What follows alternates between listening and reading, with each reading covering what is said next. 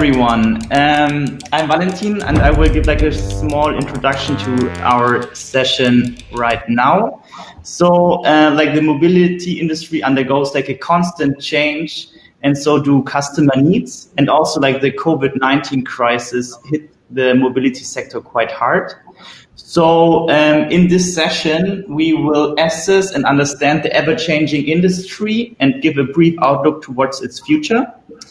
And actually, who could do this better than Caro, CMO of Voi Technology, a leading mobility provider in Europe, and Andreas, former head of marketing at Circ, which was then acquired by Bird, and now head of engagement at Project A Ventures. So I'm very happy to have those great guests here in this session.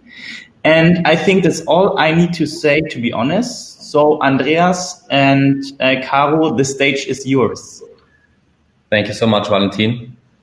Hello, everybody, and thanks for joining the talk. For those of you who don't know Voi is a technology. Voi Technology owns and operates and manages electric scooters for urban commutes in a number of cities across Europe.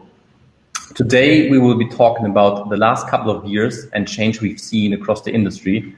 Of course, we will give a quick business outlook and a retro of 2020, what was planned, how the year turned out for the industry. And as said, we want to give a brief outlook into what we can expect from the years to come, especially looking at the things that we see as a major driver for the industry. Let's take a quick look at our mobility timeline. The industry is just about 4 years old, but already changed its face massively.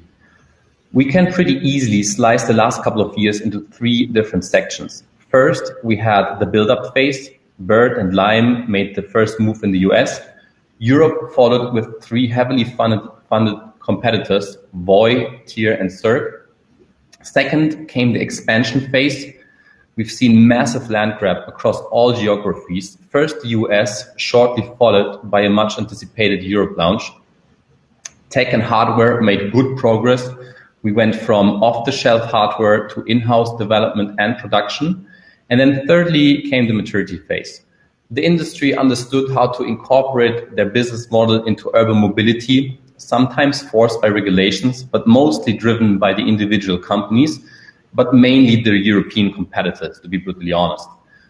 There were huge improvements in hardware like swappable batteries and more durable scooter bodies, which with the result that the average lifespan of a scooter went from just a couple months, 3 months basically, to a number of years. But also mergers and acquisitions of smaller companies shaped the timeline, and integration with existing services, mainly driven by the refocus to profitability. If talking about mergers and the competitive landscape, the image on the left was taken in Berlin during August 2019, but it was pretty much the same picture everywhere else. Especially Bird and Lime went crazy. You can summarize this picture as the Uber tactic: ask for forgiveness, not permission. Fortunately, what worked out for Uber in the US didn't really go well in Europe. It was a very short-sighted strategy. And with short-sighted, I mean, it was good for a year and then cut off immediately by governments and city officials. Effectively, it led to fast interventions of set city officials, putting hard limits on scooter companies, or, looking at Paris, regulating the whole market. You had to obtain a permit to even deploy one single scooter. In Germany, Munich was one of the first cities to cap the number of deployed scooters to 1,000 per competitors. In Berlin, for example, back then we expected 10 competitors at launch day. I can't name them all now because most of them vanished. But think about it, 10 competitors from across Europe and the US deploy an uncapped amount of scooters. I think back in the days we ended up with 6 because Bird was late and some others didn't even try. But now we're down to 4 relevant players, only 4 relevant players, which is Voi, Tier, Lime, and Bird. Now we can have a quick peek into 2020 specifically, because I think that's a very interesting year for the industry as a whole. The following chart gives you a rough outline of 2020 user activity. Blue is the expected year-on-year growth. Red is the actual year-on-year growth. At its peak in April, there was a 90% delta, 90% less growth than expected. At Voi, that meant a couple of changes in their operations. Discontinue operations in about 30 cities, adapt their business model to working with, for example, food delivery services, or giving free trips to doctors and nurses and deploying scooters outside of hospitals. But interestingly, we haven't seen a complete abundance of e-scooters. Voi continued deployment in, for example, Oslo, Berlin, and Stockholm. And that was mostly driven by the fact that many residents didn't want to take metro and public transportation, which was also in hibernation. And during 2020, some really interesting patterns emerged, about which Caro is now going to talk more about. Caro, the stage is yours. Thank you. And I'm going to try to get the screen share to work for me as well. So bear with me, please. There we go. You can see it now, right? Yes, good. So what you're looking at here is an image of Oslo, the capital of Norway. And it's also kind of a typical image of what riding behavior in a city can look like. And more precisely what you're looking at here is actually the areas where we've had a huge decrease in the ending of rides from February this year to April. So the red spots are essentially places where a lot of people used to end their rides pre-COVID. And as you can see, or probably tell, even if you haven't been in Oslo, this is heavily centered around the city center. Okay, let's see. So, looking at this picture instead is the same type of, it's the same city, obviously, but it's an image of riding behavior in Oslo post-COVID. And as you can see, users tend to end their ride much more outside of the city center and much more around the residential areas of Oslo, and definitely not in the very city center any longer. So we saw a decrease of ending rides in the city center and an increase of rides ending outside of the city center. And why is this? So, I mean, there's a few things, right? The first one, and probably the most obvious one, is that more people were working from home and didn't have the need to kind of commute into the city. And at the same time, people are still moving around, but they're moving around in more close proximity to where they live, which I think is pretty interesting. And I mean, Voi, we're a Swedish company, so I couldn't do this presentation without showing you our hometown and our town of birth.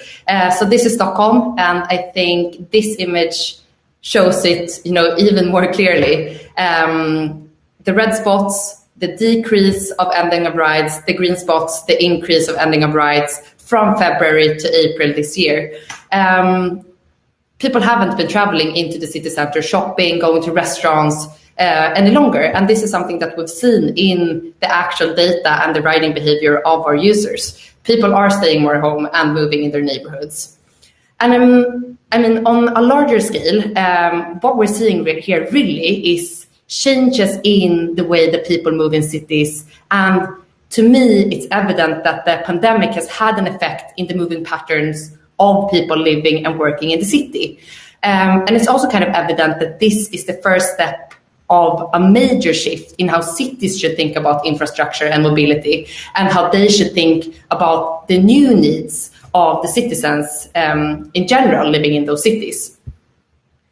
So I'm going to try to tell you a bit about how some of the European cities are handling the situation and how we at Voi believe that they are creating the cities of the future, as well as kind of laying the foundation for how micromobility in general will develop in Europe. And I'm going to try to do it, explaining it in 3 different ways. So overall, I want to talk about strategic partnerships and positioning.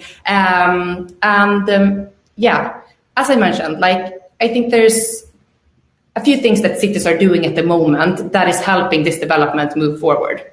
So at Voi, we have since day one believed in creating cities that are made for living, for people moving around. And we want to create cities with less noise and less pollution. And I think that now more than ever, we will do kind of what we can to help our cities and citizens by continuing to kind of offer a safe alternative for transportation in cities during these times when we need to keep social distancing. And as Andreas was explaining earlier, we've also taken this time to adapt our operating model to fit the new transportation habits of our users. And you kind of saw that as well in the last images that I showed. Like, we have had to move our operations further outside of the city and not only focusing on the core of the cities. And a city that's been doing and thinking this way for a very long time is the city of Paris, which you might have heard. They have a quite extraordinary mayor. Her name is Anne Hidalgo, and she has completely changed the way that Parisians look at their city. And she's also taken huge actions to reduce car traffic in one of Europe's most polluted cities. They have taken actions to reduce spaces for cars and making space for people. And one of the concepts that they talk about a lot is the 15-minute city. And the idea of, it's kind of the idea of having everything that you need within 15 minutes of where you live. And looking at the riding behavior that you saw in the last slides, this is really a behavior that we're also seeing more and more. People are moving less into the city center and less commuting and staying more in their neighborhoods and close proximity to where they live. And we think that this is a pretty clear indicator that cities now will have to build infrastructure to support both safe and convenient transport, of course, but also adapt the infrastructure for those types of needs. And cities will essentially then have to remove spaces for cars and make it into spaces for people that, move around on bikes, on e-scooters, and, even sometimes maybe use their legs and walk a little bit. And I think it's kind of safe to say that, even though Paris has been doing this a lot, this type of shift is something that has been happening a lot faster than we anticipated, at least due to COVID. So we're seeing cities all over Europe pushing for more modes of transport to support when people don't want to move as much in public transportation modes, and kind of at the same time pushing for other modes than the privately owned car. And we believe that in order to do this, many cities will look into regulation and tender structures. And also at Voi, we've been calling for regulation now of e-scooter markets since day one, because with regulation in place, micromobility really has the potential to play kind of a key part in a shift towards electric, shared, and multimodal transport, I think in cities all across Europe. And regulation will be a good thing for all of us, we believe, because for the cities, it will mean that it's easier for them to kind of promote and manage new modes in a sustainable and somewhat controlled way, as Andreas was mentioning previously. And I think for users, because regulation will, ensure that all operators that get approved by the regulators or approved in the tender process live up to certain standards. And this is something that will, of course, increase both safety, but also overall trust in e-scooters as a new mode of transport. And then for non-users of e-scooters, and maybe particularly for vulnerable groups, regulation, and I think specifically related to e-scooter parking, will lead to reduced clutter, avoiding accidents connected to e-scooters that might be blocking traffic or standing in the way of visually impaired, will be, of course, improved if we can get that type of regulation in place. But that also kind of means that cities need to restrict urban car use, and they also need to think or rethink the way that public space is planned. There needs to be protected infrastructure in place for people to travel safely with micromobility vehicles. And, we're already seeing that capping the number of operators through public tenders makes sense. And in particular for smaller cities, again, as a way of ensuring greater efficiency, uniformity, and common standards, which is something that we believe that more cities around Europe will get to now in the coming year, because we're seeing that these types of models are really working for other cities. And time is up, 5 minutes to go. So the last thing that I wanted to bring up is a market that has taken like the tender and regulated approach from day one, and that is the UK. So for those of you who are micromobility nerds, you will know that e-scooters have been forbidden in the UK up until this summer, when it was decided to fast-track legalization of e-scooter rentals, so not the privately owned e-scooter, but e-scooter rentals, to offer more safe modes of traveling during the corona pandemic. So they then decided to put in place a tender structure. So for each of the cities that were interested in operating an e-scooter trial, e-scooter companies like Voi, we have been able to apply to be in one of those trials in one city or several cities. And to date, us at Voi, we have actually been able to secure 80% of that market share with exclusivity in each of the cities, which is something that we're super proud of and excited about. And, you know, this is something that we will see coming in more countries all across Europe now in the next coming years. So if I can kind of sum that up and all of these thoughts that I've been rushing through, I think that the outlook for the micromobility industry, and in particular the e-scooter industry, given what's happening around the world at the moment, is that, you know, we will see more tenders and controlled regulation in regards to e-scooter sharing models. We're seeing that people, our users, think more about their choice of mode of transport, and they make more conscious choices when choosing how to travel around the city at the moment, and when to travel as well, to be honest. And then last but not least, cities will need to rethink the way that they build infrastructure to be able to meet the demand when people are not moving in and out of the city center as they've done in the last years. And I think last but not least, now more than ever, there really is a need for safe and convenient transportation. And I believe that we that work in the micromobility industry, and especially, you know, us at Voi, like, we're here to solve it, and we will be here for the cities and citizens to support in that. And that was actually all that we had to say today. And thank you so much, Caro. I think we have 1 or 2 questions. I would, of course, encourage you all to follow us after the talk to Wonder, and where we can network a little bit. But maybe, Caro, we can take 1 question that you might want to answer, probably around Copenhagen and the business model there, if that's something you feel comfortable with elaborating on, by Cornelia. Sorry, I'm gonna... Yeah, I can read it out. Copenhagen has basically killed the business model for spreading scooters all over the city.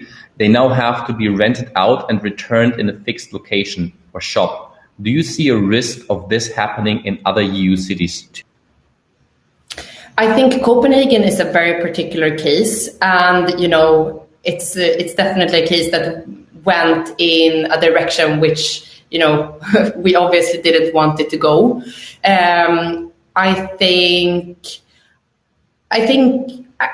honestly don't think that more cities will go in this direction across the EU. I see it more going the other way around. So I think that more cities will regulate, and we are pushing for this type of regulation. However, I think that the city of Copenhagen made the wrong choice, and they went too far in the way that they wanted to regulate the business. But we will continue to have a proactive approach when it comes to this. Like, we want to be part of setting that regulation, and that's what we will try to do if we get the, you know, if we get the hunch that this is something that will happen to more cities. But at the moment, that's not an outlook that we're seeing. I hope that was a good answer. I think it was a very, very good answer. Thank you so much. So for everybody else, Valentin, our lovely support host for this session, thank you very much, Valentin, for your support. Just share the link that you can all follow us and have a quick networking session in wonder. So we'll give another couple of minutes to go through the other questions that have just been posted in the chat and try to cover them all if possible, or also others. Thank you so much, everybody, for attending today. I hope you enjoy the rest of PAKCon Day, and see you at all the other sessions later today or in Wonder. Bye-bye. Thank you so much. Bye. Thank you.